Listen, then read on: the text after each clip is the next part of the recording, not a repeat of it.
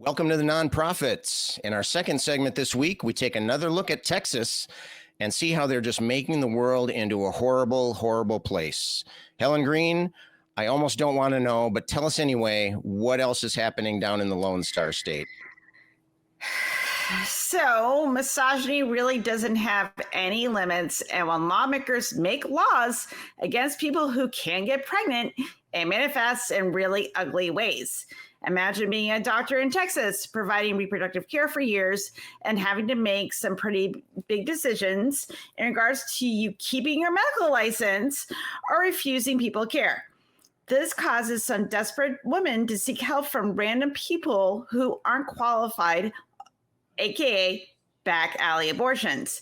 As more and more people find themselves pregnant and out of options, this manifestation of a broken medical system and sexism that leads to people taking some pretty big risks. And arrests for people, for the most part, have good intentions, yet are underqualified to perform such a risky medical procedure. The anti-choice crowd is now seeing the fruits of what they sowed, and the crop is rotten. This story is from ABC 13 Houston by ABC Houston on March 18, 2025. All right. Thank you, Helen. So we've seen in the article, pro-choice supporters say that the unnecessary restrictions of access to safe abortions will push pregnant individuals to unsafe methods. Could you expand on what we mean when we say unsafe abortions? So, for example, the woman that was in the article, she was a midwife that got arrested, and she used a medication that's typically used to induce abortions. Now, luckily, she was a midwife. She did have some obstetric knowledge. I can say words. She had at least that medical background, but you're going to see see things as we go along. People like I always hate using this word because this image because it makes me cringe, is those using a wire hanger to induce to have an abortion. There's certain medications that you can take. There's a bunch of different things that you can do to end a pregnancy. But the problem is that if you at some point you may need to go see a medical professional. Now, most in a world where women would have access to go just see a gynecologist and ask for one, and discuss it with their doctor, we are now facing the fact that since a lot of states are now have abortion either illegal or very, very limited, these women are going to start asking, people that may have some medical knowledge to help them, but don't have a license to practice, or they have a license to practice, but in a completely different field, seek out other help to do this under the radar. And we saw, and a lot of women, last time we did this, everybody, a lot of women died. So not the best, guys. It's not the best. I'll go into some stats later, but.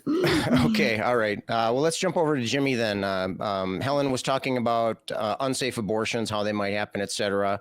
Now, since Roe v. Wade was overturned back in 2022, it seems like so long ago. Has Texas seen any changes in pregnancy-related health outcomes? Well, sure. They have seen, more pregnancies. They've seen more pregnancies be carried to term, but they're also seeing pregnancies that have congenital failure come to term as well. Women are being forced to carry to term their babies that they end up having to just watch die. When they know that the child is not going to make it in life, but they have to give birth to it anyway because the abortion is illegal. There have been some studies that I want to reference here. So according to the Gender Equity Policy Institute's study from September 2024, pregnancy deaths and infant mortality rates in Texas have risen 56%.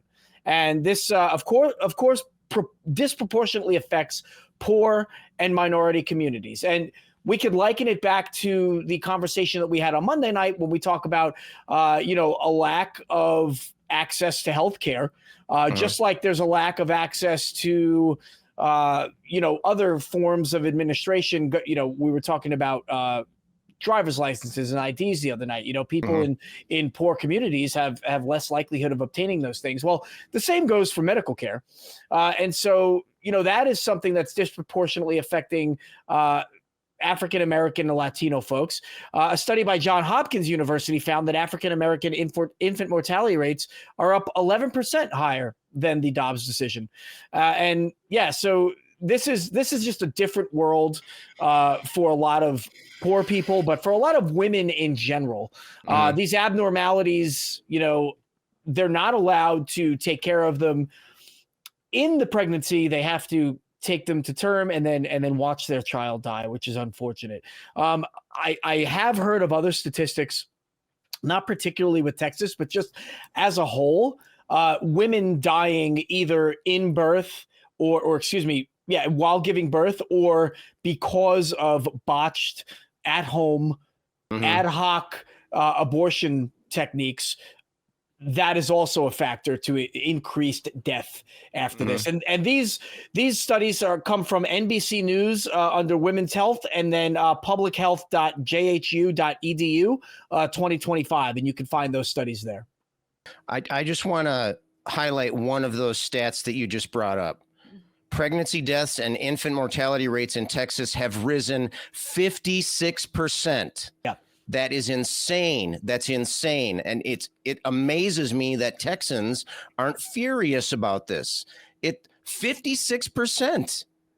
That's crazy. That's crazy. And it's really infuriating to see that kind of thing happen in the modern world and in a modern country. Well, in what's supposed to be a modern country. I mean, we can talk all day about how our health outcomes across the board are going down when compared to other developed nations, just because we have such a shitty healthcare system. But I don't know. It just, to me, that one number alone would be a deal breaker right there. And that number does not include long-term health complications you can have if your pregnancy goes wrong. It doesn't include women that have gone septic. It doesn't include women that bleed out in parking lots because they can't get access to the healthcare that they need. So let's just all sit there and think about that for a little bit, everybody. Yeah, I mean, Helen brings up a good point. What about the data that's not being captured because it's not being recorded? Right. There are people that try to avoid arrest and try to avoid getting other people arrested for helping them, because that unfortunately in Texas is a law. But Scott, you say, where are the Texans? Where are the women in Texas? Forget about your socioeconomic or your racial or your ethnic differences, whatever it is. Women in Texas need to recognize that even if you're a white Christian nationalist woman, women are being impacted by this. And this is not the last stop, right? This only gets worse from here. So, right. Yeah, I mean, we're still in the testing phase. They're pushing to see what they can get away with and that kind of thing. It's going to get worse before it gets better, unless we turn things around sooner. And it's just really frustrating.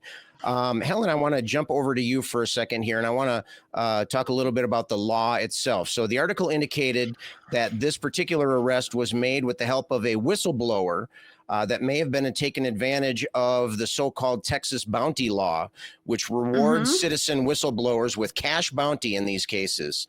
Are these bounty laws a legitimate approach to law enforcement, allowing for community participation in self-policing? I mean, that would be kind of the happy-faced, way of presenting this. Or is it more of an attempt to pit neighbor against neighbor and divide us even further? Do you think that it can be argued that this is actually helping law enforcement, or is it really just harming communities? I want to point out that this story is airing on my birthday, and this is a shitty birthday present. I'm just going to point that out right now. Yeah.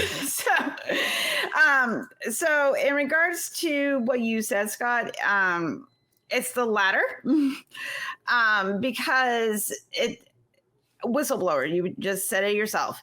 And also too, the reason why it has to happen this way is because they can't have a cop searching every home and when, find out if a woman is pregnant and find out if she's going to, use other means to end her pregnancy. Right. Like they can't. So they have to rely on people reporting. And also, since Texas isn't doing that great financially, they're facing some serious economic problems as well. This is an incentive. And even people that, some people that do have the money, they're just jerks, and they'll, pit neighbor against neighbor. If they're racist, if they don't like a person, I mean, I what happened in Germany, what happens during the witch trials, what happens when you are told to pit neighbor person against person, you're going to start, some people are just going to start squawking. And that puts people like us who are good people in a really weird position, because if your neighbor is performing, illegal abortions, but also on the other hand, if a woman doesn't, what if your friend is pregnant, needs to get care, needs to have an abortion? Like, let's say she has an ectopic pregnancy, which kills you. It will kill a woman if it goes to term. Like it will just not term. It will just because the way that it is attaches to fallopian tube, it's a whole thing. It's bad. So let's just say that. What do you do? Do you risk your friend being arrested because you'll have to report them, or do you risk your friend, getting some kind of illegal health care that may or may not be something that they're able to do? And this so it puts people in these really sort of moral quandaries,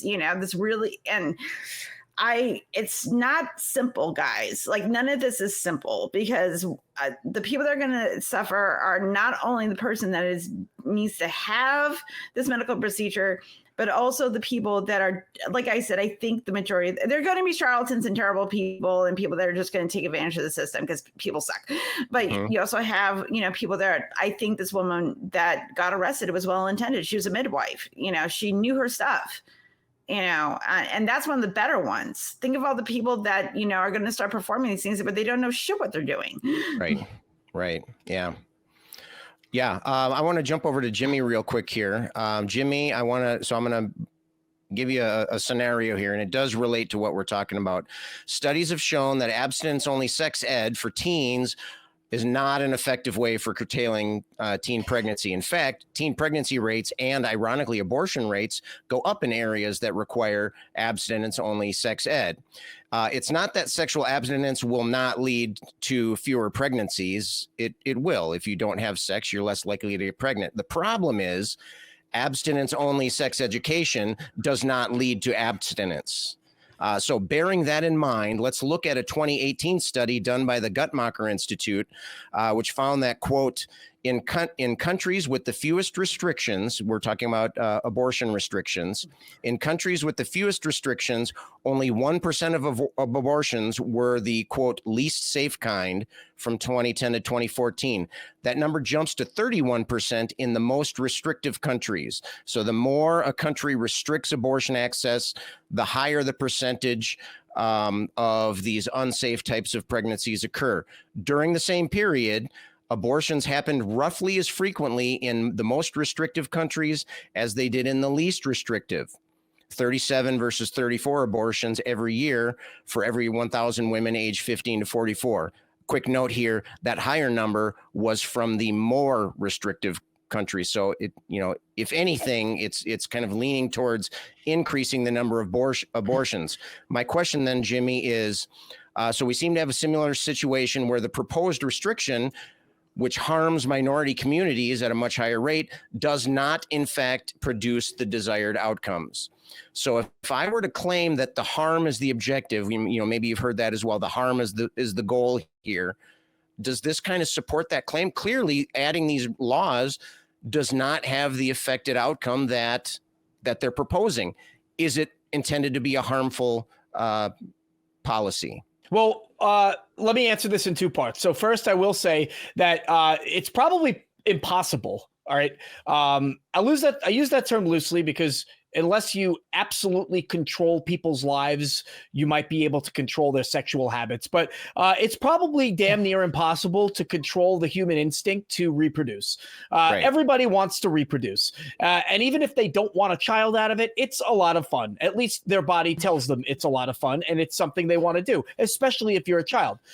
These numbers that are really high for the most restrictive countries, these countries are probably the most conservative countries and the most theological countries. We probably there's likely a correlation between dangerous or secretive abortions taking place in these countries because people do not want to report them, because people don't want to be found out, because young women don't want to bring dishonor on their families in a lot of Muslim countries, maybe, or a lot of countries where the collective family value is represented by a female's virginity. Maybe in places like, I don't know, Italy or Spain or some African countries where, that kind of thing is used as currency. So it doesn't surprise me that in countries that would restrict and have more conservative laws, you would have more breaking of those laws, right? So that I would say there. I do think that this is harm and it is intended. This is, and I'm going to use a term that's maybe a little bit out there, but I don't think we're far off. This is a genocide, if you will, against women, and particularly against women of minority populations. This is a way for people in power, for the people that want to hoard wealth and keep the status quo as it is today in April 2025, where the rich are getting richer and the poor are living so chaotically that there's nothing they can do to keep the rich from maintaining their power. Right. If the people in control right now, who I would say largely are the conservative politicians who want to keep the coffee where it is, who want to keep their seat in the House or the Senate, whether it's in the state or the national level, who want things to be just like they are and not be challenged with a primary, they have to carry this out for the wealthy donors that they have. And what are they doing? They're targeting the minorities. They're making them scared shitless, not only for reasons of being deported, but also attacking them where it hurts, their human instinct, right? Taking away their bodily autonomy. Right. And so that, I think, is what we are seeing. And then again, this is not just a poor issue. This is not just a Latino or a minority issue. This is a women's issue. And I think that everybody needs to realize that and stand up for the rights that these people deserve. And Scott, I hope I answered your question. Yes. Yeah, you definitely did. And I completely agree with what you were saying there. I think that it is harm. And I think that there is, and I'm glad you brought the religion aspect into it. I think that that's important. That's something that we hadn't touched on yet, which is kind of amazing. The nonprofits, right? That's kind of our niche, right? But it's amazing that we can get so deep into this story and we hadn't even brought up religion yet. And so that just adds another layer of difficulty and complication to the whole thing. So may I add something just real quick? Please do. Yes. So when I was studying my graduate degree, I took on a project that covered female workplace participation. Okay. And basically what we found out is that the higher participation rate of a given country's female population, the better off their economy was, right? The worst economies had less women in the workforce. Okay. And so I think that, and those countries were the most orthodox religiously, whether it was Christian, whether it was Islam, or whether it was some other country, right? Or some other dogma. So countries that have their dogma allow or informing their laws and informing their treatment of women actually end up hurting themselves. And I think we're seeing that now. Right.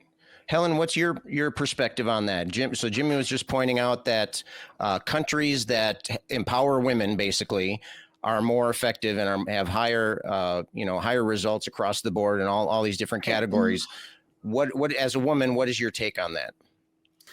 It's obvious because we're not just brood mirrors, everybody. I know that's shocking, but the more diverse populace that you have, whether it be women, people of color, across the gender spectrum, across, racial background, whatever it is, education background, you're going to have a more diverse workforce. That means that they're going to be able to bring their education, their skills, their perspectives, all the training into the economy when you treat everybody as an equal. And that is why they're more successful. But if you're making one person just be, the breadwinner, and the other one, they're supposed to stay home and like pop out, babies, you're not going to have that diversity. You're cutting off your nose to spite your face. And I want to bring something back to what Jimmy was saying. Yes, this is affecting women of minority populations now, but guess what? They're going to come after birth control, and that affects everybody, every woman that wants to, have some kind of bodily autonomy. So right now, again, just because it's not happening to you right now doesn't mean it's not going to fucking happen. Right. So people have to be very, very careful about just because it's not happening to you. But guess what? Even if it doesn't happen to you, like I'm done, like I'm not having any more children, but it affects other women in my life.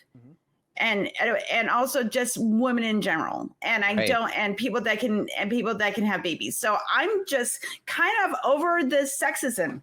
I'm just done. I'm done with this.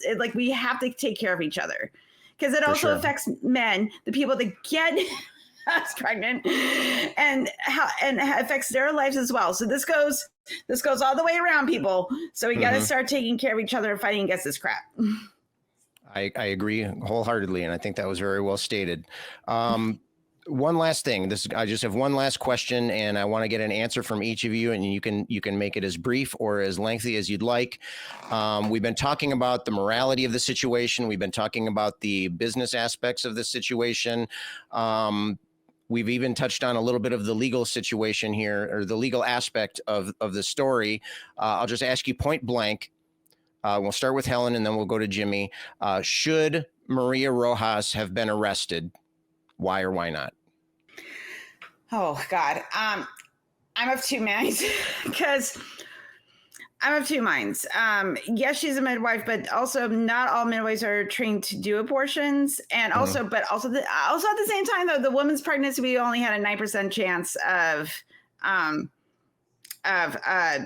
being successful. So I'm a kind of a double-edged sword. Under the law, I don't agree with the law. I think it's gross. But even so, even if let's say she did have her medical license, was she allowed to perform abortions? Because midwives have different medical requirements versus obstetricians. So if she had done it under, if it was legal, I would still have that caveat, but the major problem the problem is that we shouldn't be having this conversation in the first place and trying to have this top down perspective of it. We should not be having this conversation. That woman who had a 9% chance of her pregnancy being successful should have been able to go to an obstetrician and talk with him or her and be like, this pregnancy is not going to be fruitful. I don't want to go through all the pain and agony. And the doctor should have said, yep, and gave her the medical care that she needs. And that's it. Right. Jimmy, what are your thoughts? That should have been it. Yeah, Sorry, go ahead. I'm of two minds as well. She probably should have been arrested for this. What she was doing was illegal. But was she also the hero that some women needed? I don't know that if I had the ability, even if it were wrong, to save somebody's life, that I wouldn't do it. So I unfortunately, Helen's right. Not unfortunately, Helen's right, but unfortunately, we have this law in the first place that makes it a criminal act. It shouldn't be a criminal act at all. But she did break the law, and we cannot have rogue medical practitioners. We don't know if she could have harmed somebody or made something worse. I don't know that I'm the right legal mind. Hopefully when a decision is made, it's made because they receive testimony and fact-based expertise from experts in the medical field that help this case along. I certainly think that Rojas recognized that there were people in need and that they were disproportionately being affected because maybe they were women or maybe they were Latino or maybe they were poor, some combination of them. But yeah, it's unfortunately a situation where she did the right thing, but she still needs to be held accountable. Right, right. Yeah, I think we can all agree that it's really a systemic problem. It's, you know, with the law, it's the law that has the problem, not the execution of the law. And you know, but I think these kind of stories really highlight the need for some kind of thoughtful, compassionate reevaluation of our legal system. You know, we see this kind of thing happening, and yeah, I think you're right. I think you know, she probably knew what she was getting into, and maybe doesn't even regret. I mean, I know they didn't really, she didn't really comment in the story for obvious reasons, you know, with ongoing, you know, prosecution happening here. But yeah, if I were in her shoes, I don't know if I would regret it at all, you know, and maybe even would have done it again if given an opportunity. Sure. But we've had and really, I want to point out she was Catholic. She's Catholic. Mm-hmm. On top of that, right? And so we're going to talk about religion. She actually did the way of Jesus and did the right thing to help another human being, and hats off to that. Excellent. I think that's a perfect place to stop. I think we've had some excellent discussion on this. And if you want any more nonprofits discussion, you can get more just by clicking on one of these links.